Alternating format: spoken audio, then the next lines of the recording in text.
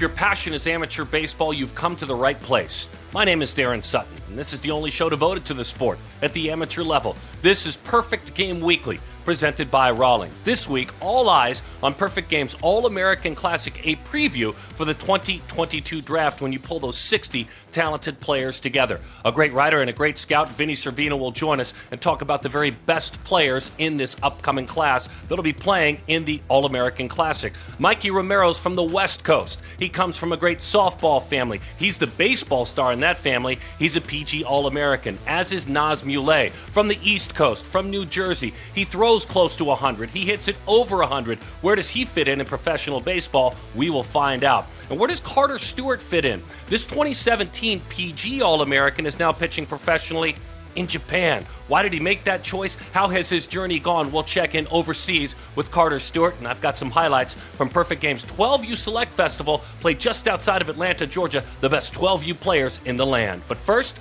let's get things going and do it right now with the warm-up. All right, let's kick things off with history. A man out of California's San Lorenzo Valley High School, Santa Barbara City College, and USC, making history, Tyler Gilbert. He became just the fourth pitcher in MLB history to throw a no-hitter in his first career start. He was also the 8th overall no-no of the 2021 MLB season. That broke the single-season mark of 7 back in 2015. Now, this is a guy who does not overpower. Fastball consistently in the high 80s. That's right, 80s, and a low 80s cutter. And get this, he threw just those two pitches 90% of the time at Chase Field during this incredible outing. I love the joy of the dad in the stands. How about a home run race? It's Sosa, it's McGuire, but it's not. It's 2015 alum Conine, Griffin Conine, and Melendez, MJ Melendez, who was a PG All-American. In a battle for the overall minor league home run title that has spanned A-ball all the way to AAA, both sluggers homered on a Wednesday night to keep the race hot. Conine crushed his 30th big fly of the year, giving him a 2-home run cushion over Melendez. However, about 1,000 miles away, MJ bridged the gap. He slugged his 29th dinger of the year, as he should, swinging 3-0. It was also MJ's AAA debut. Let's keep the home run theme going. We're talking about Pete Kraska, Perfect Game class of 23. Take a look at this moonshot on Sunday. The ball landed on the roof off the building beyond right field. Bryce Harper once hit it there in batting practice at the All-American Classic. Plenty more home runs to come for a journey that we're enjoying with Pete Kraska as he continues his Perfect Game experience. And with that incredible tour around professional and amateur baseball, let's go to amateur baseball's biggest game, the Perfect Game All-American Classic. And PG's college supervisor and a great scout and a great writer, Vinnie Cervino, spends time with us now. Vinnie, as we take a look at the pitchers that are taking part in this game, the 60-man roster, let's look inside the top 10. It's crazy this year that we see 4 left-handed pitchers. Please expound upon that, what is an incredible count. Yeah, we were talking pre-show, it's a little bit crazy. I can't remember a time where we've had 4 left-handed pitchers inside of the top 10 before. All 4 unique in their own way. Jackson Ferris, Tristan Smith, Brandon Barriera, and Noah Schultz. All 4 of them kind of did their thing at PG National. All 4 had kind of been established on the summer circuit before. And all of them throw really hard. You kind of think of lefties being your typical low 90s projection types, but all these guys touch 95 or higher on a routine basis. There once was a time when Dylan Lesko out of Georgia came to Perfect Game showcases, and you remember this. He caught, he played short, he pitched, and then for the longest time, he was the number 1 ranked player. Now he's the number 1 right-handed pitcher. Introduce Dylan Lesko's stuff, please. In terms of track record, there may not be an amateur right-handed pitcher with more track record than Lesko over the course of the last 4 years. He's certainly established himself as one of the best PG performers in, company history, but also the fact that he's got complete and total command of his entire arsenal. He's got a fastball, it's 94-97. His changeup might be the best pitch in the entire class. Keeping up with the Joneses, I want to have a little fun with this. These guys aren't related in any way. One comes from Georgia. One's related to a man who should be a Hall of Famer. But let's talk about Andrew Jones, because he's as we say, a famous prospect, right? You guys have been talking and writing about him since he was 12, 13, and 14 years old. But now he's a baseball man. He's all grown up. Who is he as a player? He's a really exciting player. He's a guy that's he's been almost polarizing at certain times, whether he goes through hot streaks, cold streaks. And then he goes out this summer and he really, really performed. It's a really good hit tool. He always makes contact. It's really good bat speed. And he kind of fits that mold of a guy who's going to play up the middle. He's going to play center field at the next level. and is a dynamic athlete too. So you kind of see shades of his dad there, but also he's a unique player in and of himself. One of my favorite conversations this year has been on our radio side, but it was with Texan Jason Jones. This is the other Jones I'm speaking of. Again, no relation, folks. This is a very strong, physically present middle infielder. I'd love to know from your perspective. I know the young man. Who is he as a player? You're talking about a guy who has some of the best power in the class. He's a guy who impacts the ball hard on a consistent basis, and that often leads to home run power, doubles power, triples power. And he's also really an underrated athlete for his size, too. He can move on the base paths, turn singles into doubles, doubles into triples, and he plays shortstop really, really well, too. I think the note that I made in my notes from PG National was that he almost looked way more fluid and really more balanced over the position. So I always love talking catchers. I love catchers. I was raised to love catchers. But Malcolm Moore is headed to Stanford, and he's the number one catcher in this class. He's a Californian. This is a deep thinker. This is a great mind. This is a great player. Tell us why he's a great player. Moore is a guy who kind of really popped off during his underclass year back in 2020. Goes to area codes underclass and performs really well. Comes to the WBA World Championship, which was in Fort Myers, and was hitting bombs left and right. It's really good raw power. It's a smooth left-handed swing, and the catch and throw skills are really polished. So he kind of checks almost all those boxes of the top prep catcher in the class. 30 seconds or less. This is unfair to do. Elijah Green, Tamar Johnson, the top two position players in this class. Just what makes them special if you're to put them head-to-head? They're different sized guys, but what makes them special? Tamar Johnson's one of the best, I think, amateur hitters, prep hitters that I've ever seen. Just the way he controls the zone, the way he has the plate discipline, the ability to hit the ball hard and hit the ball hard often without sacrificing at-bats. I think that bat's going to play anywhere in the field, anywhere in a lineup, and at any spot in the country, whereas Elijah Green is kind of the unicorn, right? He's the type of guy with the tools we've never seen before. You're going down the list, you check a bunch of 7s and 8s on the card next to the tools, but he also performs. He hits monstrous home runs, goes to center field, goes to all fields, really, and has such a controlled, explosive swing that really allows that power to fly. Great stuff, Vinnie, and we appreciate his insights, folks. When we come back, we'll talk with another PG All-American from a great softball family. He is a baseball star. His name is Mikey Romero. We'll meet him coming up next on Perfect Game Weekly, presented by Rawlings.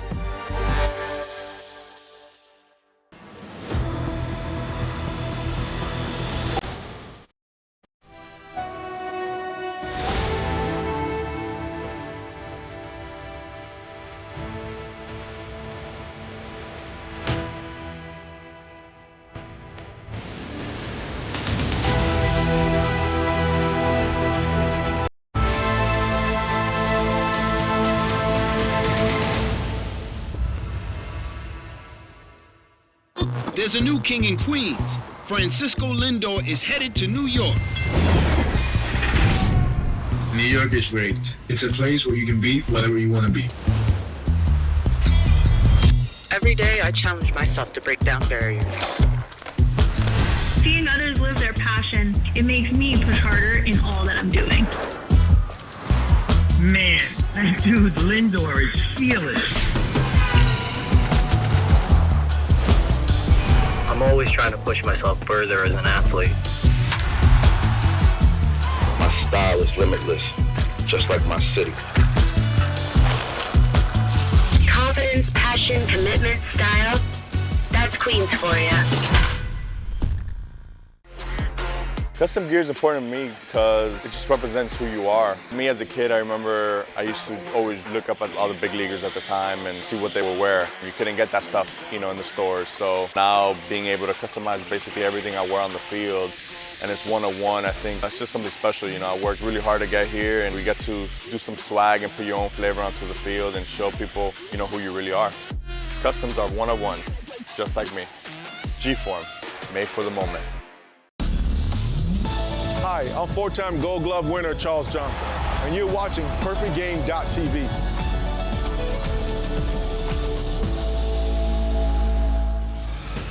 Perfect Game Weekly continues. What a great assignment. Danny Wexelman and I on the call at the Perfect Game 12U Select Festival, second year of this event. There were runs all over the place, 17 total. It was a blast for the hitters. There were 10 stolen bases, 2 steals of home. Fullerton, California's Carson Bear Calvo left the yard to the biggest part of the ballpark. Then there was Brendan Pyle beating the throw from Jeb Craven home. It was an inside the park home run, and late in the game, the youngest of all the competitors, and Manuel Beltré out of the Dominican Republic pitched in an RBI. He's got all the instincts. By the way, this year's Perfect Game All-American Classic features 16 alum of Perfect Games select festivals. Excited to put the spotlight back on Perfect Games All-American Classic and talk about a family where softball reigns. If you follow the sport of softball, you know about the Romero sisters, Sierra Romero and Sydney Romero, both playing in the Olympics on the Mexican national team this year, both playing at the highest of levels at Michigan and Oklahoma, both two of the finest players in the history of college and professional softball. But then there's young baby bro Mikey. He's not so little anymore. He's a PG All-American. Our own Danny Wexelman gets to know Mikey Romero. A name I think that everyone has known Mikey for 1,000 years, and you have just been working your way up for as long as I've known you, for as long as Perfect Game has known you. So I want to start here at the Trop, coming in to the National Showcase. We know a lot about you. What do you want people to learn about you here at this event?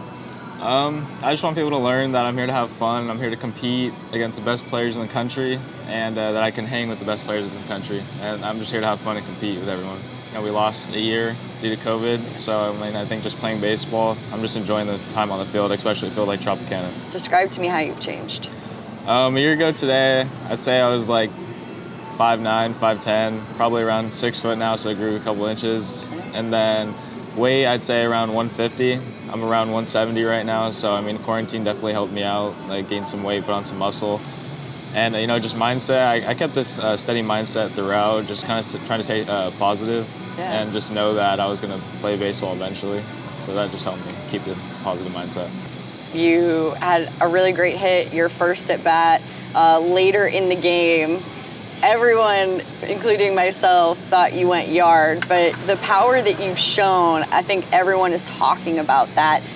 Would you consider it sneaky power, or would you say, no, that's who I am, I'm a power guy? No, I'd definitely say sneaky power. I'll pepper balls in the gap. That's really my game right now, and then, occasionally I'll lift one over the seats, but yeah, I'd say sneaky power. I think it's something that not a lot of people recognize, but I definitely have some sneaky pop in there. Okay, you come from a really athletic family. How does it make you feel knowing that you've had two women, not only your mom, but your two older sisters who have kind of paved the way and embraced you as the little brother? It's great, just going to softball fields and everyone's like, oh, it's the Romero family, like it's Sierra and Sydney Romero's family. It's pretty cool. But yeah, Sierra and Sydney paved the way, like you said, and it's just a blessing to have them, part of the family. All-American Classic. We know you're going there. Describe the feelings knowing that you have reached a pinnacle in your amateur baseball career. It's a great feeling. You feel a sense of just accomplishment. It's something that I've watched since probably 2015, and to be part of it now is just a huge blessing, and I'm thankful for Perfect Game for selecting me, and I'm just excited to get out to Becca and compete. Anything else you want us to know about you or your family? You guys are so special and have just, meant so much to PG and baseball. I'd just say that we're thankful for everything and that we work hard for everything that we do, and just forever thankful. When we come back, a unique conversation from thousands of miles away. We'll talk with Carter Stewart, a 2017 Perfect Game All-American who has taken his game to the highest levels in Japan. This is Perfect Game Weekly, presented by Rollins. Baseball is competitive, often called a game of failure. Millions play, thousands compete. Only a handful reach the top. The odds don't matter to you. You have the goals, the drive, and a dream of playing at the next level. We've helped those that made it be seen.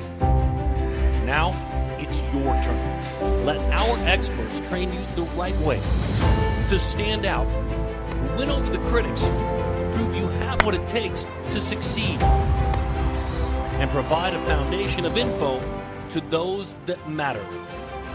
Become tomorrow's athlete today with Perfect Game Development. Personalized training plus development driven by science and AI. Download the app and get started. Perfect Game Development, your best step to the next level.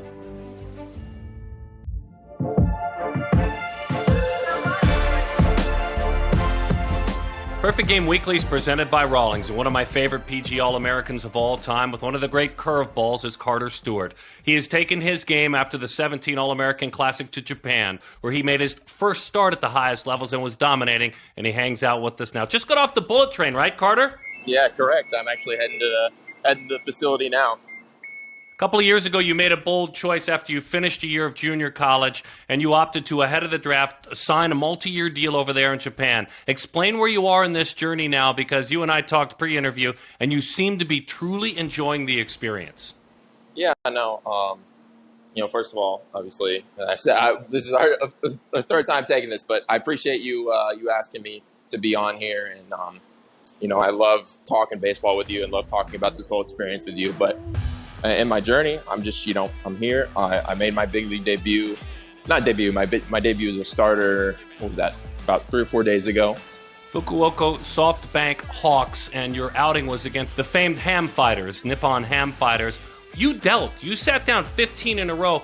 What was it like? Because all players work to get to the highest level, and you really, truly dealt in that debut. I feel like I kind of had my stuff going. It took a little bit of luck. A few balls were hit pretty hard, but over these last really 6 months, a big change has happened in me with my fastball and how hard I'm throwing, how consistently I'm throwing, and control and everything. So just putting that all together, I was able to really learn, or really able to have a consistent outing and to get big league hitters out. And facing against the fighters are where Ohtani came from, and it's really cool for me to pitch against that team and see kind of historically, they've had a lot of good players in the past, and to throw against a team that has had so much success. Carter, it's interesting. Even though you're a million miles away to a lot who are watching and listening to you now, you're actually sitting right next to us. So I'd ask you the same question as if you were in the room. As these young men head into the All-American Classic this year, it seems like only yesterday you were an All-American. What do you recollect about San Diego, about visiting Rady Children's Hospital, about being a PG All-American? Yeah, there's a million things I could talk about from that. I still talk about it to this day with some of the guys I play with, how awesome San Diego is and how amazing Petco was, because that field was just unbelievable. But, between the experience at the hospital, getting to see all those kids and seeing what, everything they've went through was definitely very emotional. And then just being able to hang around all the other guys that were from my class, Kumar and Denver, and a lot of guys that got drafted or were really high draft picks, went to college, all different types of guys. And, they came from all different places. And it was just such an amazing experience. And being able to see the different backgrounds everyone came from was pretty amazing. And yet here you are halfway across the world in an entirely different culture. I want to ask you, you mentioned Kumar. My guess is you have empathy for his current challenge. You went through a current challenge. You went through a challenge a couple years back with the Braves like that. It is the hope of everyone that it works out in the end for him like it's worked out for you, but I'm guessing you have some empathy. Yeah, no, for sure. Baseball is a business when you come down to it. You love it, you hate it. There's good and there's bad with it. He got part of the bad, and I hope that he sticks through it, gets through it. He's an amazing pitcher. He's an amazing kid. And I just want to see him succeed. So I have empathy for him, but I also believe in him. Yeah, it's interesting. I'll never forget you guys at the 17 National Showcase. It was you with the hammer and him with the fastball, PG stars, both of you guys. For you, too, what advice do you have for young athletes heading into their senior year of high school? They're going to get it from a man in Japan, but what advice do you have? Yeah, I know. Probably when it comes to high school, I wouldn't have the best advice because when my fall season of high school, I played golf and I was so focused on golf. But I was still focused on baseball and getting stronger and all that. But if these guys really want to get better, get with their coaches, get better in the fall, and just go out in the spring and have fun. You're in high school, man. It wasn't that long ago for me. It doesn't feel like, but I'm just happy I had fun with it and enjoyed my time hanging around, all my high school friends and not trying to show off too much and just go out there and try to win games. And, if it happens, it happens. You get drafted, if you get to go to college, it happens. But if not, then man, just have fun with it. It's high school when you really think about it. Is the overall experience crowd-wise, the energy with the fans, Is it something that's easy to describe to those of us who haven't seen baseball in Japan? I'd love to know through your eyes what it's like.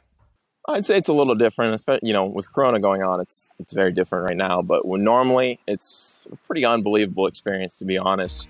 There's so much energy that's put into baseball here. Every single game's pretty much sold out. It's the number one sport. It's like we have 6 games a week, and Mondays always everyone takes off. It could be a Tuesday game at 1 o'clock, and we would have 40,000 fans there. Pre-COVID, but it's pretty amazing. It's just so different. Everyone's always invested in the game. There's always a post-game show. There's always all this stuff going on that you wouldn't think that would happen at a baseball game every single day. Carter Stewart, best of luck to you. We're so glad we reconnected prior to this year's All-American Classic. Go get him in Japan, man. What a great debut. Congratulations. I appreciate it. Thank you. Incredible stuff from Carter Stewart. When we come back on Perfect Game Weekly, we'll get to know a talented young man from New Jersey who throws hard like Carter, but he also plays at the shortstop position as well. We'll meet Naz Mule, PG All-American, when we come back to Perfect Game Weekly, presented by Rawlings. It started with a simple idea: to break what the game knows, to evolve the standard. It's time to revolutionize defense. Printed in 4D for a breakthrough in technology. Ultra lightweight, resilient, form fit, game ready and pro tested. Designed for a revolution. Engineered for defense. The Rev 1X.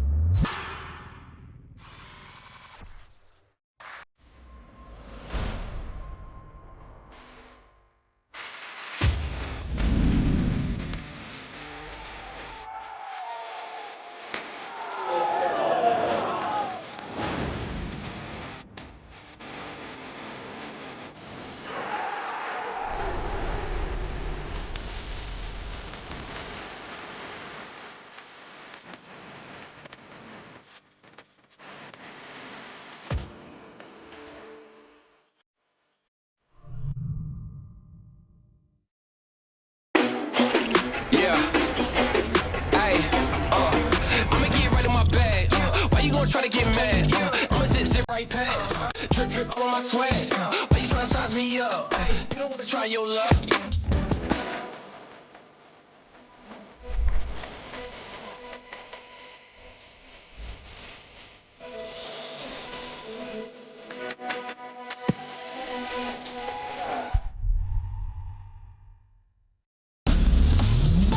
Hi, I'm Tom Flash Gordon, 3-time All-Star and World Series champion. You're watching PerfectGame.tv.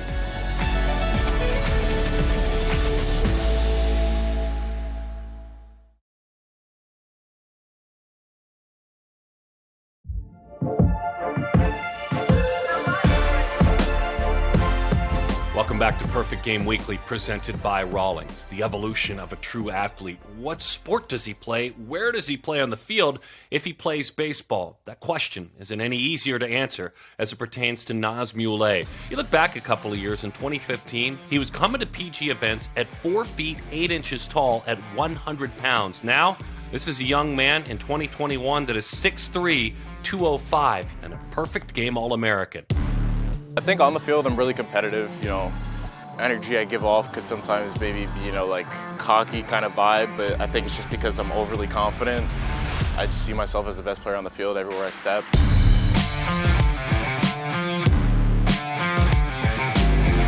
Something I'm hoping to accomplish is just to come out and be the best player I could be.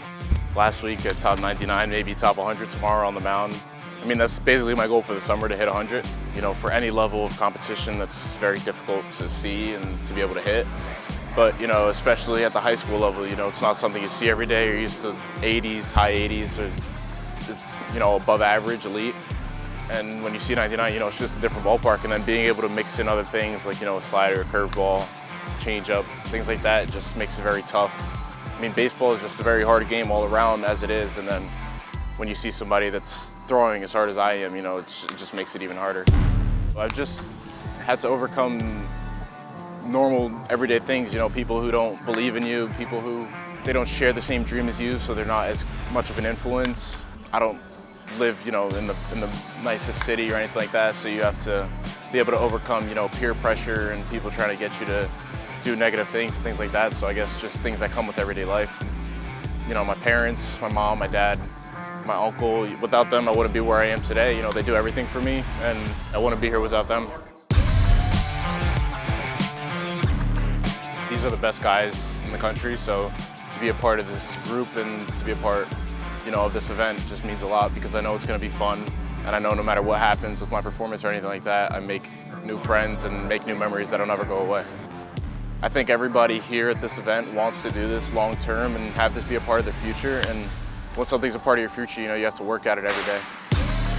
The draft is always something that, you know, every kid and everybody with the dream of mine wants to be a part of. So it's obviously going to be a great experience if it were to happen in the future. But as of right now, I'm just really looking forward to college and getting my education and being a Miami Hurricane for the next 4 years, unless, you know, I get a life-changing decision. In 1 month, hopefully I'll be up to 100 miles an hour. I would have gone through hopefully the perfect game, All-American game, because I'm going to meet new people, I'm going to meet new friends, and like I said, no matter what happens with my performance, I'm going to make memories and make friends that are going to last a lifetime. Yeah, I love it how he kind of dials down the fact that, okay, I just believe in myself. It's not too much arrogance, but don't let him kid you. He's a master in the kitchen and loves the classroom. We recently caught up with him on Perfect Game's podcast Amateur Hour, and Danny Wexelman and I talked with him in the middle of a cooking class, and he prides himself in the kitchen and does amazing things to help out his family at home. Nas Mule, thank you. Mikey Romero, thank you. Carter Stewart from Japan, thank you very much for taking the time and for your insights. And the great writer and scout, Vinnie Cervino, we're always smarter about the sport of baseball when we talk with you. Get ready and enjoy the Perfect Game All-American Classic and the remaining select festivals at the 13 and 14U age group. This is the only show devoted to amateur baseball. This is Perfect Game Weekly, presented by Rawlings. See you at the ballpark.